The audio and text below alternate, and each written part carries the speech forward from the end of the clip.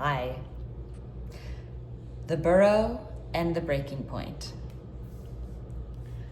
TLDR, have you been fighting yourself to the death lately? Psychological science says that may be a sign of new life. The vixen's mouth watered. She moved through the grass like a shadow, belly low, steps careful, mind sharp. You see, an implicit agreement existed between her, Mother Earth, and Father Time, a promised rhythm she took for granted, as you so often do your own breath, my sweet reader, listener.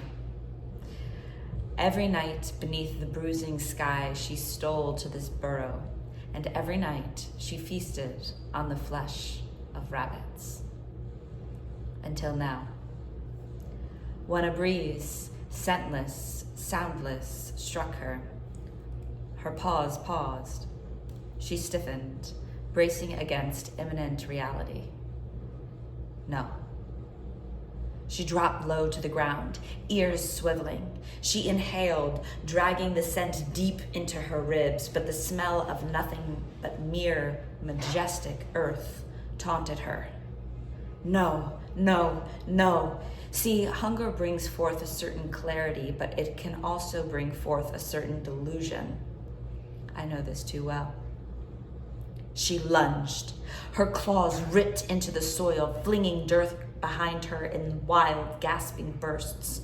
A creature unraveling, she dug, as if she could force the world to be what it had always been. As if she could force the world to be what it had always been. If she just tried harder, wanted it more, if she just dug deep enough, the rabbits would appear, trembling in the moonlight as they always had. But the burrow remained hollow. She snapped her teeth at the nothingness. She shattered the silence with a sharp, ragged bark. She circled the desecrated burrow, eyes burning, then attacked again. She dug harder, clawed deeper, scavenged stronger for the world as it once was. This vixen is undergoing what behavioral scientists call an extinction burst. This phenomenon, a form of operant conditioning studied extensively by the father of behavioral science, B.F. Skinner, is defined to be a temporary increase in the intensity, frequency, or variability of a behavior when reinforcement for that behavior is suddenly removed. We've all been there. You're feeding a vending machine 2 rogue dollar bills that you found in your wallet. That. Honestly, where did those come from? Like how? Press A4 and begin to salivate in anticipation of that glorious Kit Kat bar that should fall right about now. Now? What the actual fuck? Fervently, you bang the buttons, A4, A4, A4, A4, A4, A4, A4, you slam your palm against the side of the machine, you yell straight in its face about how stupid it is. The Kit Kat doesn't budge. Break me off a piece of that, you bitch ass, it seems to tease. Eventually, you give up. When an organism, human or animal, has learned that a specific action leads to a reward, reinforcement, and that reward is suddenly taken away, the organism often tries harder, acts out, or escalates the behavior before ultimately abandoning it. If no reinforcement returns, the behavior gradually diminishes and may disappear altogether. Here are some more examples. In children. Children frequently exhibit extinction bursts. Imagine a little sticky kiddo who regularly throws tantrums in grocery stores to get candy. If the parent always gives in, the child learns that tantrums work. But one day, the parent refuses. Instead of giving up, the child screams bloody murder, starts throwing produce, and tests new tactics such as begging, whining, or flopping dramatically onto the floor. This is a classic extinction burst, a final attempt to force the old system to work. If the parent remains firm, the child eventually realizes tantrums no longer yield rewards, and the behavior disappears. For all my parents out there reading this, is this true? Has this strategy worked for you? Let me know in the comments. In nature, honeybees rely on environmental cues to locate food sources.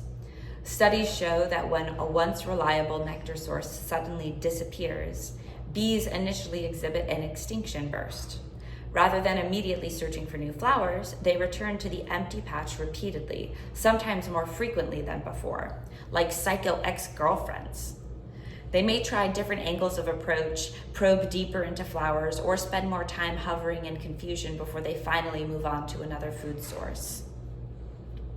In government, political systems can also exhibit extinction bursts, particularly when an authoritarian government is on the verge of collapse. A striking example is the fall of the Soviet Union. As communist regimes lost control in Eastern Europe during the 1980s and 1990s, leaders cracked down harder, attempting to suppress dissent through force, censorship, and violence. Governments in places like East Germany, Poland, and Czechoslovakia implemented emergency measures to maintain control, but this only escalated public resistance, culminating in the collapse of the Berlin Wall. Right before its fall in 1989, East German authorities increased border enforcement, arrested more defectors, and restricted travel more harshly than ever before. A desperate last-ditch effort to salvage a failing system. Ultimately, this aggressive last stand failed, and communism collapsed in much of Europe. In me. That's right. It's no secret, my beloved muser, that I'm going through it right now. Through it. But that's the only way. Through. Around will only bring me round and round. Over will drag me under, and under spells out game over. Through. That painful preposition is the only possible path.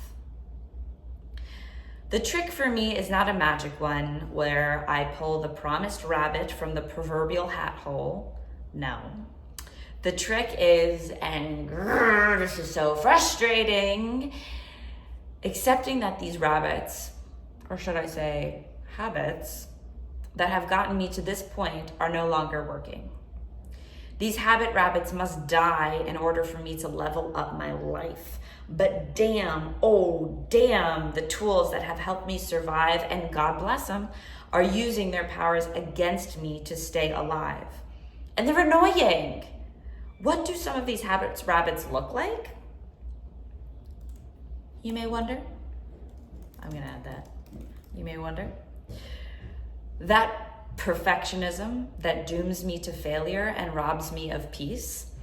That internal bully that convinces me I'm simultaneously way too much and yet never enough.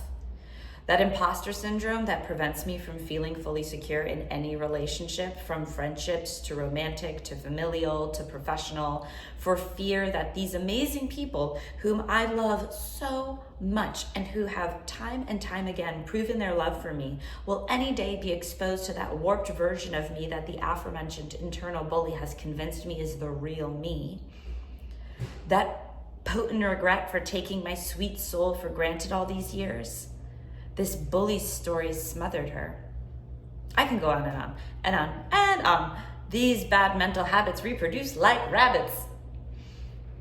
I must ask myself, do I want to go on? Seriously, is this life something I'm interested in? With its layered past that still does not quite make sense, and its future that's yet to unfold, in this body that has been a tender home and also at times an eerie foreigner? I don't quite have the appetite for the unknown these days. It literally makes me nauseous. That body don't lie. Thinking about the potential of what my life's to become, or what my life can become. To cope, I've been clinging to the familiar, these old habit rabbits, these cyclic narratives, these ways of keeping myself small to avoid thrusting myself raw dog into the next phase of life. And these negative behaviors and thought patterns are flaring up harder than ever before. I have to keep reminding myself that if I accept the premise that I want to live out the rest of the days allotted to this vessel on this planet with this specific spirit, S-P-E-E-R, then these limiting loops must die. And I must not mistake their vicious attacks as an indicator of their impending victory, but rather a sign of their imminent death. I must endure the extinction burst. The vixen slumped, panting, her chest rising and falling in the empty night. She lifted her head to the wind, still trembling. She's only ever needed to pray. Now, she must pray. For another Burrow, another rhythm, another version of herself. She cannot see it, but she will follow its scent. Slowly, she stood, because the wild does not wait for those who mourn the ghosts of their own certainty.